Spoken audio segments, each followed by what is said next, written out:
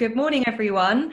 Welcome to our Kangaroo Island Masterclass, which is part of TTG's Digital Destinations Festival, with masterclasses on various destinations taking place throughout the week on Facebook. I'm Abra Dunsby, Acting Features Editor at TTG, and I'm joined today by Daniel Wright, Senior Marketing Executive for the South Australian Tourism Commission, who's based in London. Morning, everyone. Hiya. And Craig Wickham, owner of operator Exceptional Kangaroo Island, who is very excitingly joining us live from Kangaroo Island today. Hey, everybody. So this morning we're going to be taking a virtual trip to Australia's wildlife haven of Kangaroo Island, and we're going to be crossing live to the island and joined by local resident Craig to take a closer look at what makes this destination so special and to give us a feel for the wildlife experiences on the island. We'll also be discovering how Kangaroo Island is recovering from the recent bushfires, as well as finding out some essential information about how to get there, how to add it to an itinerary, and what clients the destination is suited to. You're also going to have the opportunity to ask questions with a live Q&A at the end. So please do type your questions into the comments section on Facebook and we will try to answer them. So Dan, first up, can you give us a bit of an overview of Kangaroo Island and how to best incorporate it into a wider South Australia itinerary? Yes, of course. So looking at the map that we've got here, I'm just going to put a bit of context into the situation where we're looking at South Australia and Kangaroo Island itself. So this, shockingly, is a map of Australia, as everyone is probably well aware by now. And the orange or red line that you can see in the middle there, that is the state borders of South Australia. So South Australia is a state all to itself. And as you can see, it's right in the middle of the country, which is perfect for us because most travelers going out to Australia, their first or second or third time, will be going to 2 or 3 states, and they'll be getting around and wanting to see some different landscapes in different parts of the country. And that positions us really nicely because we're right in the middle. So whether you're coming from the west or the east or the north and the Northern Territory or the south, South Australia is right there, and it's easy to pair us with the other destinations in Australia. You can see a little white dot in the southeast corner of the map of South Australia there. That is our capital, Adelaide, and that is generally our international gateway for all travellers. So we've a good amount of air access coming in. So we have 7 airlines coming one stop from the UK and Europe into Adelaide. So that's via Southeast Asia, the Middle East, and the one stop via Perth as well. So they'll come into Adelaide, lots of options, and if they wanted to open jaw that with other parts of Australia, there's lots of competition for flights, which means that fares are at a good rate.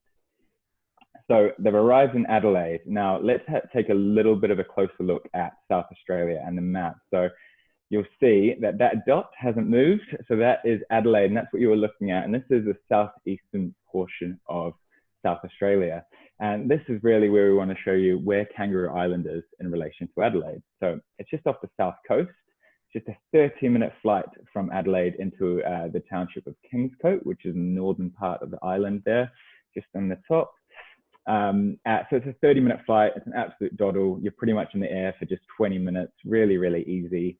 But you can actually reach it by car as well. So there's a ferry that travels from Cape Jervis across to Penneshaw. It takes 45 minutes.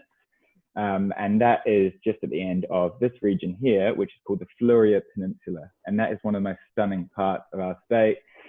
Beautiful green rolling hills leading you to white sand beaches. You've got wine regions and nature parks in and around the Fluria.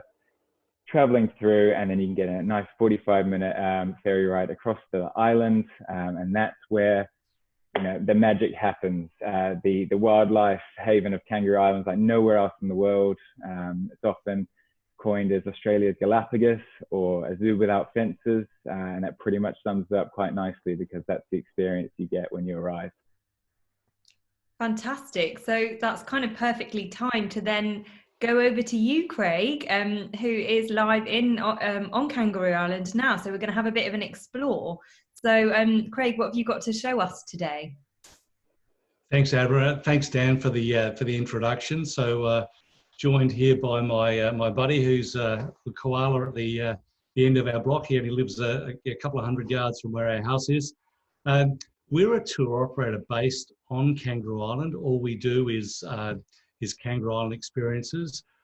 So I'm just going to switch the background here over. So it's very much safari style, getting out into the bush with a guide, no captives, no no zoo experiences, but it's very much about us going to see the animals in their habitat. So we change our behavior so we can see them doing what they want to do out of the bush, whether that's the roos here in amongst the she oaks. This is out on the north coast.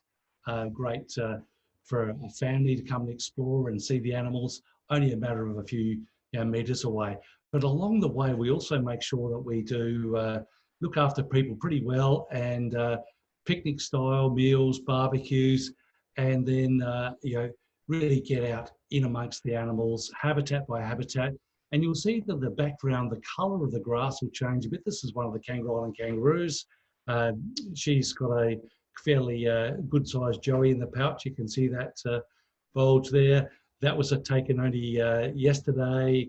We've had a nice break to the season, so plenty of green grass, but you'll see the change now into, this is in late summer, early autumn, so landscape changes. The roos are still doing the same thing, out and about. There's no predator for them that are going to worry them in daylight, so they will be out and about. Obviously quite curious, this mum and last year's joey checking us out as we're looking at them with a pair of binoculars, wandering out through the bush.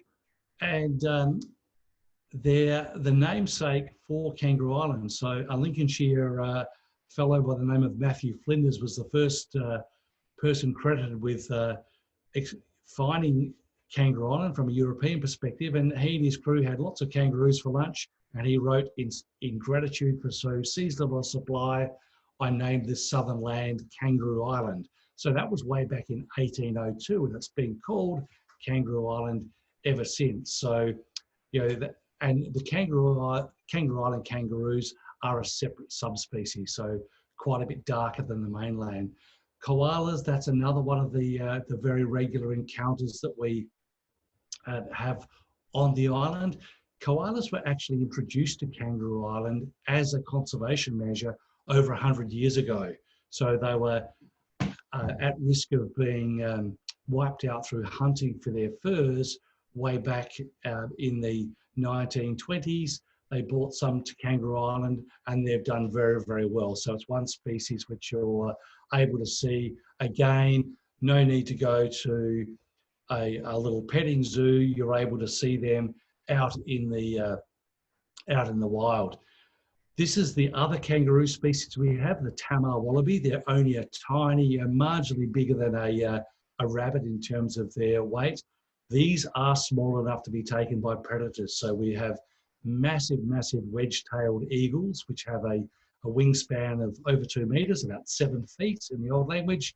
And so these little characters, they'll spend all their time in the bush. So for us to see them in daylight, we have to quietly go into the bush and move slowly through. If we're too noisy, they'll just scram, and they're really, really fast. They're able to disappear, but this little one's pretty comfortable with us, filming from maybe 10, 12 meters away, and she's having a bit of a feed there of some of the she oak needles there. Quite dexterous there. She's just picking something up in her paw there and munching away.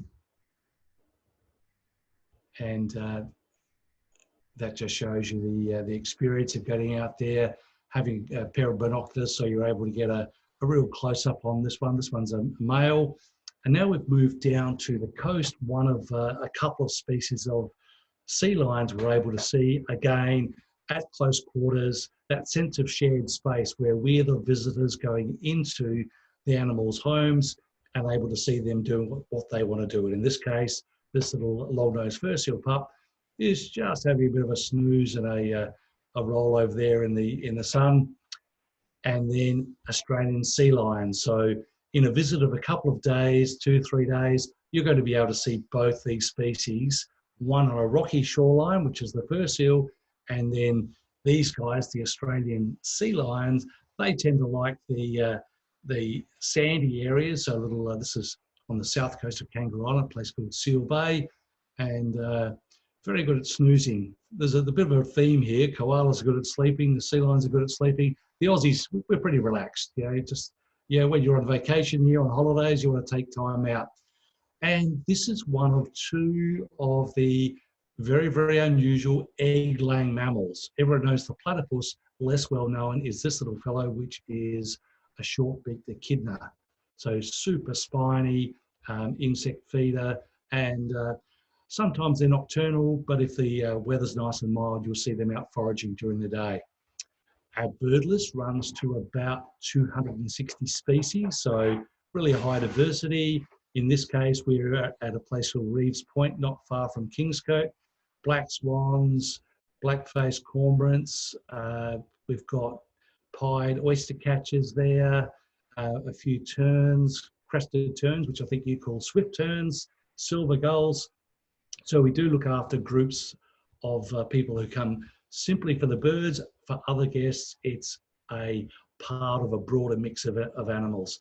This is a glossy black cockatoo, a Kangaroo Island subspecies, so only about 400 of these in existence, and this one's found only on Kangaroo Island. Our landscape's pretty diverse, so we've got, this is a beautiful place called Remarkable Rocks. I'm not sure why they called it that. We're a very literal mob, the Aussies. These rocks are remarkable. Let's call them Remarkable Rocks.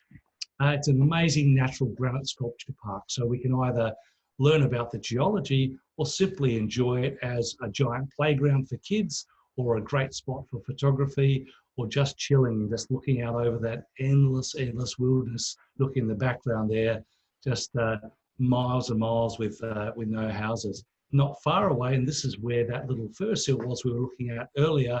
This is a place called Admiral's Arch, which is a sea cave, and that flat sloping rock down below there, that provides a nice hole out for the fur seals.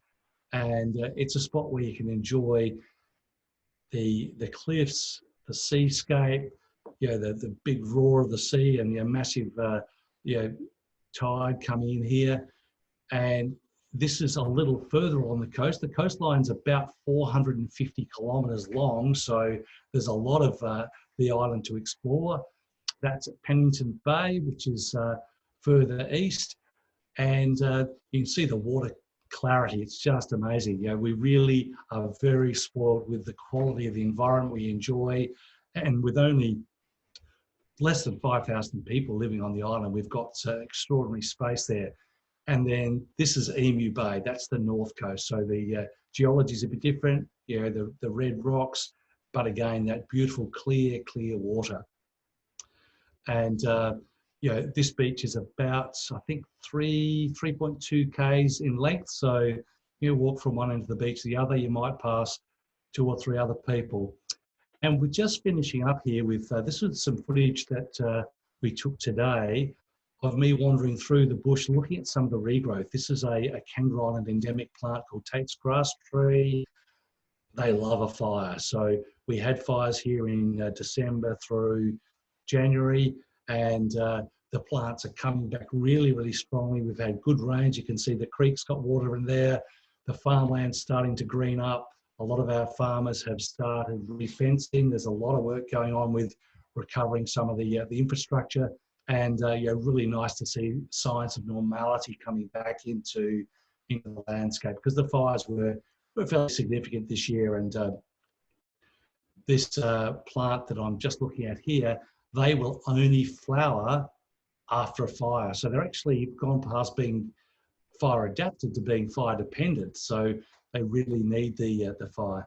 And these are some eucalyptus epicormic buds. These were bursting through within only a week of the fire passing. So from a human perspective, fires are scary, dangerous, distressing, but from a nature perspective, it really is a chance to reset. And we find a lot of our guests are really interested in learning about the role of fire ecology and what that does in terms of refreshing and rejuvenating the bush. So It's a place that's it's almost, I guess, a nice way to describe Kangaroo Island is it's a little microcosm of Australia. So we've got a lot of the things which people are expecting Australia to have all rolled into one place. So that gives you a little bit of a taste. But if anyone's if you've got any questions, I'm sure we can help out. That was absolutely fantastic, Craig. Such a treat for us in the UK to see all that wildlife and those landscapes. So thank you so much. Just going to put you back there. There are a couple of questions actually. Lee Felton has asked, how is Flinders Chase looking now, Craig? Flinders Chase it depends very much on where you are. The central part of the park where there's heavier soils, the regrowth has been really, really good. Down close to the coast where you've got the sand dunes and the lighter soils, it's still pretty open. But when you look really, really closely, because we've now had some good rains, a lot of the annual seeds have started to germinate. There's on our website, we've got a exceptionalkangarooisland.com/virtual.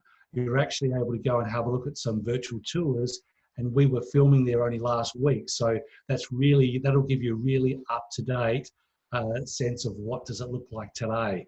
So we're pretty confident that the chase, as we call it, the Flinders Chase National Park, is back in shape. The fires were enormous in terms of scale, but the regeneration has started. We're starting to see really good signs of animals right through. There were very good refuge areas, just natural little areas that didn't burn, and the animals are moving out from that. The birds are starting to fly back in there and feed. So we're pretty confident that we're going to be back in shape soon. That's good to hear. And Jane Middleton has said, looks amazing. Do you have a video we can use in marketing? Which perhaps is one for you, Dan. Yes, so we can absolutely, we've got lots of great content on our media gallery. So we've got great imagery and videos, and I'll absolutely be happy to help with that. Feel free to email me. It's just dwright@satc.australia.com. That's dwright@satc.australia.com. And I'll grab the team at TTG to put that email address in the comment section. Feel free to email me for any info on South Australia normally, but things like imagery and videos, absolutely get in touch. Brilliant. And Abra, if I may, one of the things as far as a positive for the over the shutdown, the COVID-19 shutdown that we're just sort of coming towards the end of here in South Australia, it's given us time to do some of those jobs that have been on the to-do list for a while. So Blair, my son who works with us, we've been going out there and filming. So all of the video footage that you've seen over the last 10 minutes, we're actually we'll break those up into smaller snippets so people, without any branding, so you'll be able to access the landscape, the wildlife, some of the experience pieces, and then use that for your own marketing, because we're very trade focused. Over 90% of our business comes through the trade. So we know the tools that you need to support us for mutual benefit. So really, really happy to help out in that sense. Brilliant, great stuff. Dan, I've got a question for you. I know that South Australia is really famous for its food and wine. So what's the dining like on the island? Yes, you're absolutely right, Abra. South Australia is known for its food and wine. Wine in particular, Adelaide is the wine hub for Australia, that's for sure. We've got famous regions like the Barossa Valley, McLaren Vale, the Adelaide Hills, the Clare Valley, and loads of others in and around the state. And with that good wine comes good food. So awesome restaurants with fresh seasonal produce on the menus year round.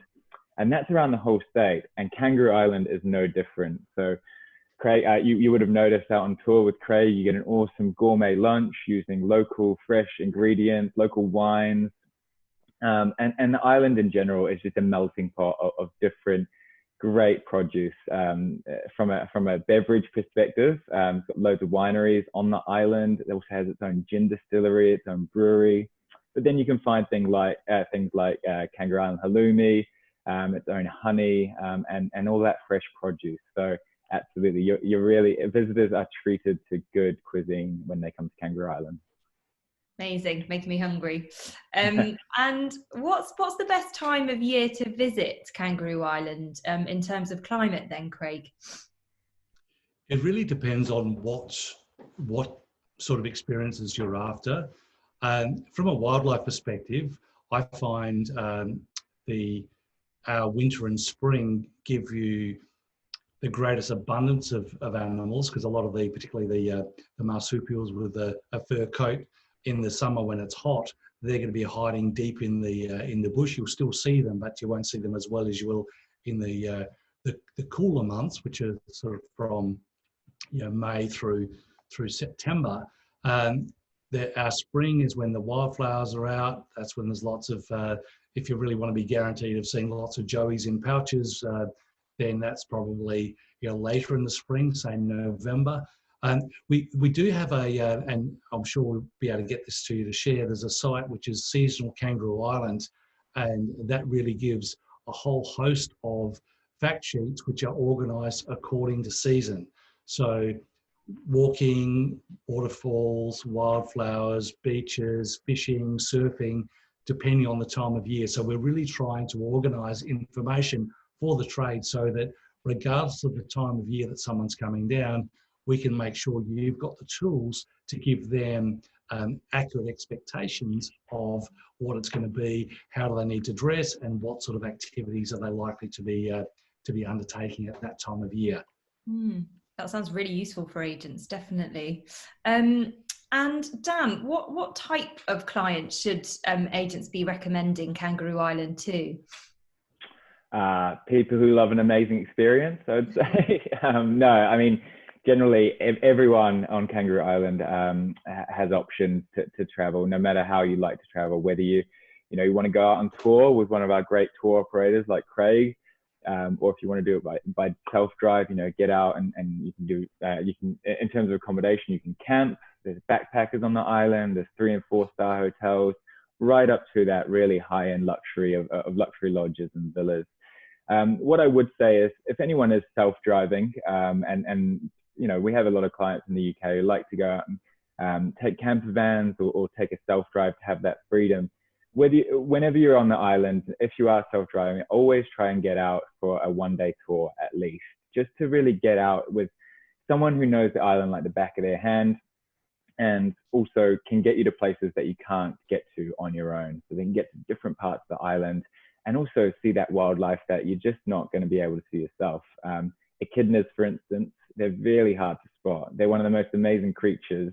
And when you see them, it's a really magical experience. And it's a lot easier to find things like that when you're out with a guide. So no matter who the clientele are, always try and get them out for a tour for at least 1 day, but hopefully all of their time on the island. And really that is a good point to make also. And I think Craig touched on it. You really do need 2 to 3 full days at a minimum to experience the island properly. It is a large island. It's Australia's 3rd largest. And as you can see on the map there, what you're looking at there is an island that is 6 times the size of Singapore. So it's a large amount of space. So you really do need enough time to see it all.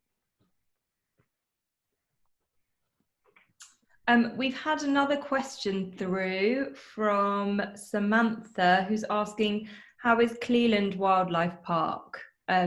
Craig, can I ask that one, answer that one for us, please? That one's not actually on Kangaroo Island. That is in the Adelaide Hills. So Cleland is it's a park within a park. So they've got I guess when people experience contact with wildlife, there's a bit of a spectrum. So your first encounter might be, as a child, you get taken along to a zoo, and then you might go to a nature park where it's the enclosures are larger, and then you then go on to seeing the animals more safari style, where you're going to see them in their natural habitat. And so chances of seeing them are lessened as you go further along that spectrum. but the satisfaction level is, I guess, gets higher when you see them in the wild.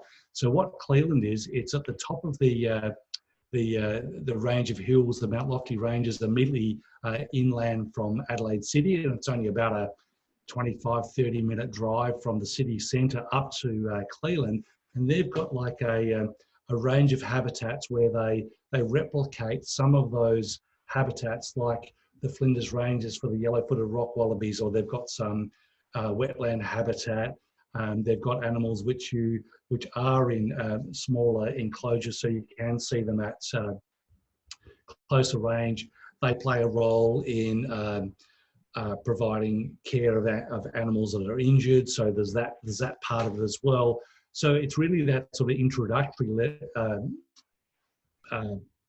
experience to wildlife in the wild, and then you go out and explore the outback or the Fleurieu, Flinders Ranges, Eyre Peninsula, Yorke Peninsula, the southeast, Kangaroo Island. So Adelaide's got a really good hub, and you can head out in lots of different directions up to Riverland. So you can actually get out into your houseboating, which again is a really nice way of seeing some of the wildlife. So yeah, and Cleveland is close by in Adelaide, the Adelaide Hills, and as Dan suggested, lots of wineries there. So you could go up to Cleveland and have a look there, but only a matter of there's one of my favourite restaurants is about 5 minutes drive from Cleveland, so you can head down to one of the local pubs, have a beautiful meal, amazing cellar, and enjoy more of the good life that we're surrounded by here in South Australia. Yeah, I think you'll notice no matter where you're going, Abra, in South Australia, there's never normally there's a winery pretty close by, so you never run dry, that's for sure. Sounds like my kind of place. And we've had one more question from Lena, who's asking, where would you say is the best location to stay to explore the island? Yes. It really depends on what you want to do and what your budget is. Sometimes people say, I want best available, so I want a villa where someone's going to be catering for me and I'm really well looked after. So that's going to be the location. That's going to be based on where do you find that style of accommodation. Other times people are more adventurous, self-drive, self-reliant, and I want to go and stay in the lighthouse keepers' cottages. So that's a long way from the closest restaurant. So the food's going to be dependent on how good a cook you are. So again, do your homework before you go. Find out exactly what's going to be driving your choices. Is it access to hiking? Is it access to a choice of places to dine? Or is it access to a place where someone's really going to look after me and do everything for me? Mm-hmm. So we are blessed with a range of choices there. Okay, brilliant. Thanks, Craig. All right, I think we're almost coming to the end of our time on this session. So, Dan, is there anything else agents should know about Kangaroo Island right now? Yeah, I mean, Kangaroo Island and South Australia in general has always got lots of new news and products popping up. And I think the best place for all new info and updates from us is our trade website. That's trade.southaustralia.com. trade.southaustralia.com, and that is where you can find everything from new product openings to best itineraries, info about all our regions, and you can even find out where we're going to be around in the UK and Europe for events as well. We also have a module on the Aussie Specialist Program. That's Tourism Australia's Aussie Specialist Program. And if you're watching now, between now and the 15th of June 2020, of course, well, you've timed it perfectly, because if you complete the South Australia module between now and 15 June, you go into the draw to win one of 5 cases of South Australian wine, which is, I mean, perfect. And they'll be delivered to your door. This is for residents of the UK only. If you are watching from other parts of the world, I'm sorry, but UK residents, if you want to get involved, go and check out the Aussie Specialist Program, South Australia module. And we'll put the link into the comments section there so you can follow through and hopefully win some wine. Brilliant. Okay, well, thanks so much. You can actually learn more about South Australia with TTG by watching our destination focused South Australia and Northern Territory Facebook Live, which is in the videos section of the Travel Trade Gazette Facebook page. And it went live on the 29th of April, so you should be able to find that one on there. But that's about all we've got time for in this session.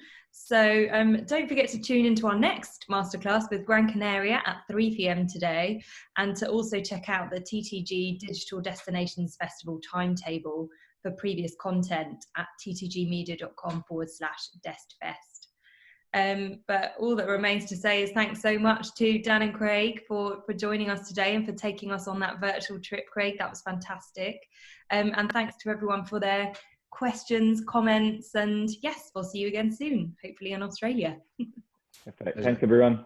Thanks very much. Bye-bye.